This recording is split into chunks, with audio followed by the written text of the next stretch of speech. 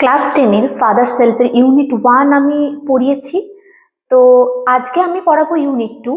Unit 1 এ আমরা জেনেছি স্বামী ছিল একজন স্কুল গোয়িং বয়, যে স্কুল যেতে একেবারেই পছন্দ করতো না। স্কুল না যাওয়ার জন্য সে নানান রকম অজুহাত খাড়া করে।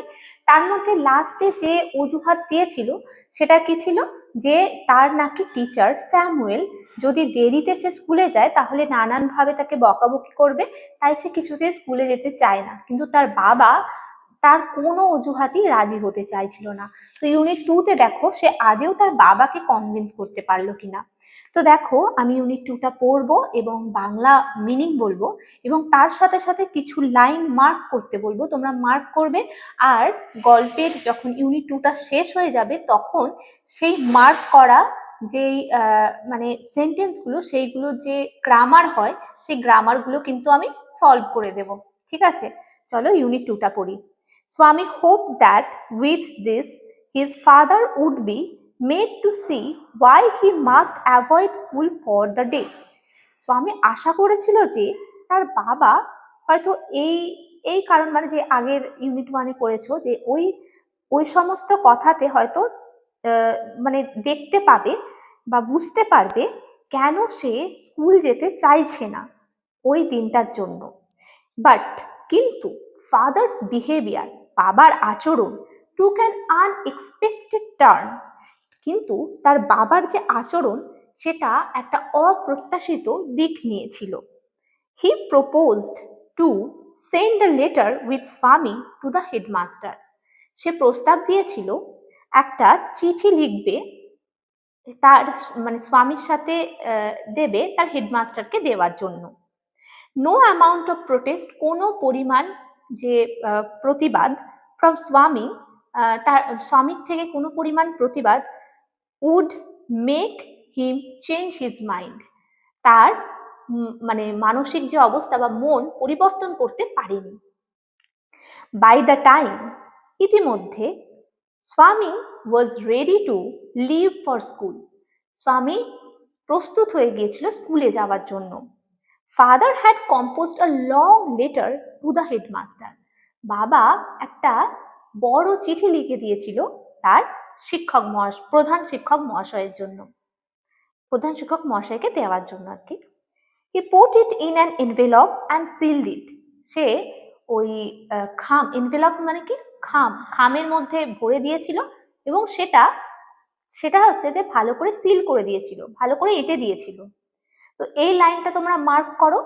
এই লাইনটা কিন্তু অ্যাক্টিভ ভয়েসে আছে, এটা প্যাসিভ ভয়েসে আমি এই ইউনিট 2টা পড়ার সাথে সাথে আমি বলবো।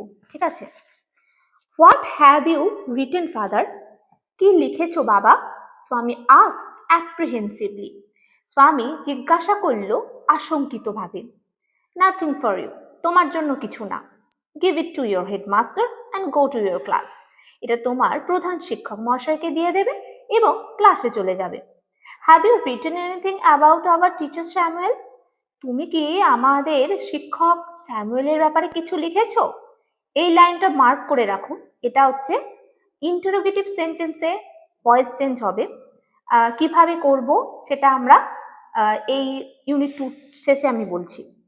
ইয়েস, প্লেন্টি অফ থিংস, হ্যাঁ অনেক কিছু। What has he done father, কি করেছেন তিনি?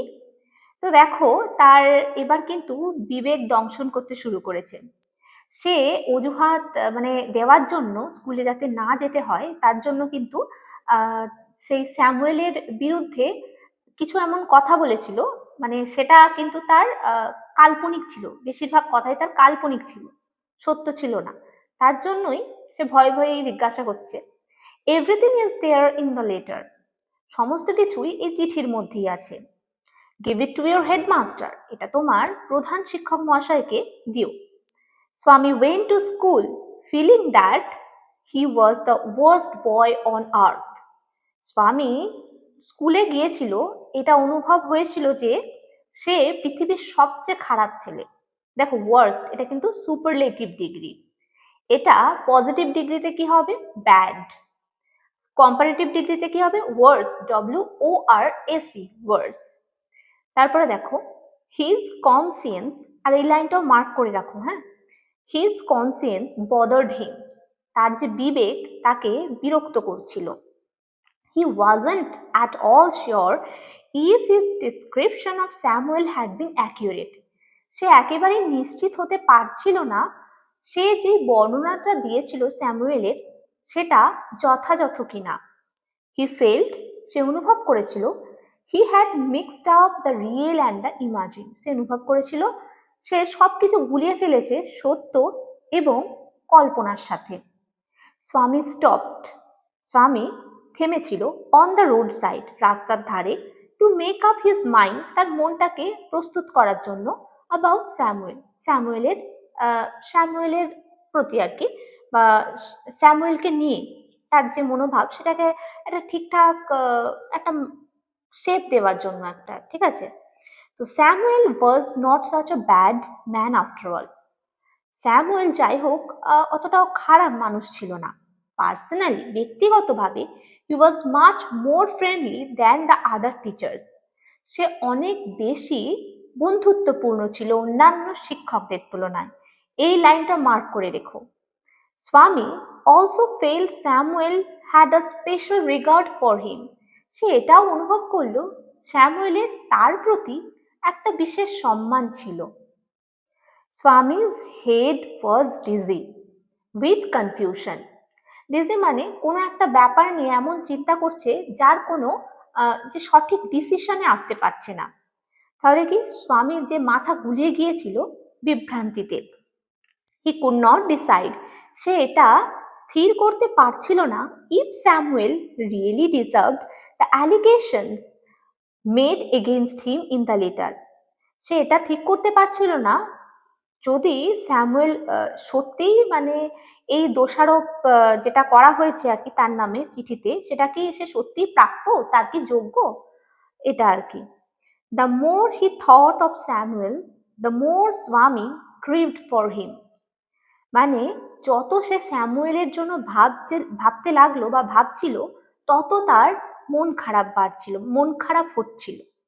টু রিকল মানে মনে করে, স্যামুয়েলস ডার্ক ফেস, স্যামুয়েলের কালো মুখ, হিজ থিন মুস্টেড, তার যে সরু গোঁফ, আনশেভেন চিক মানে দাড়ি ভর্তি গাল, and yellow coat fill Swaminathan with sorrow, হলুদ রঙের কোট যেটা স্বামীনাথনকে পুরো দুঃখে পরিপূর্ণ করে তুলছিল।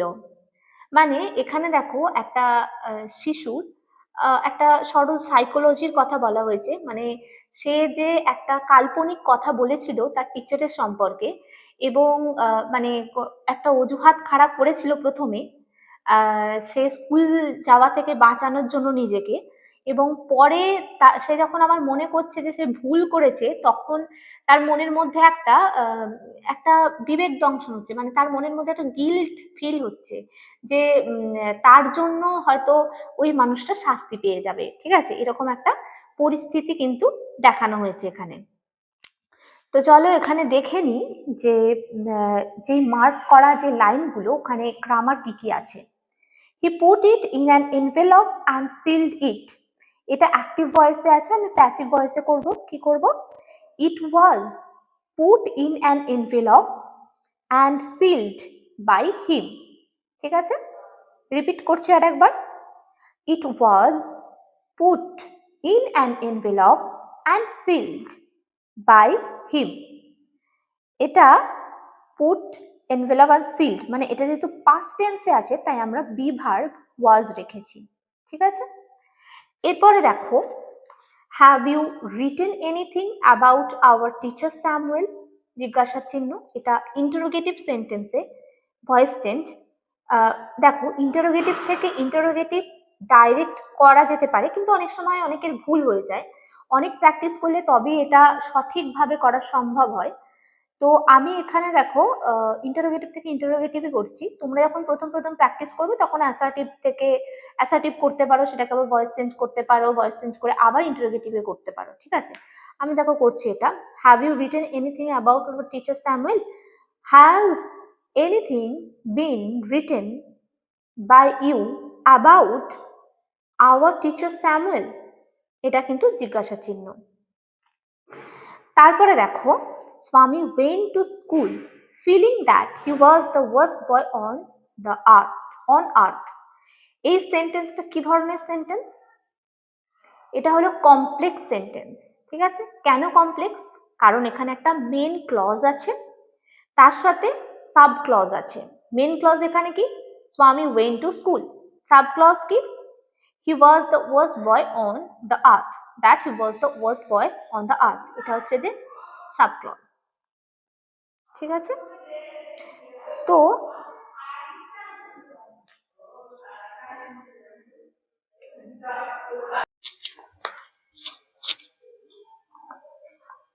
স্বামী went to school feeling that he was the worst boy on earth। এই সেন্টেন্সটা কি সেন্টেন্স?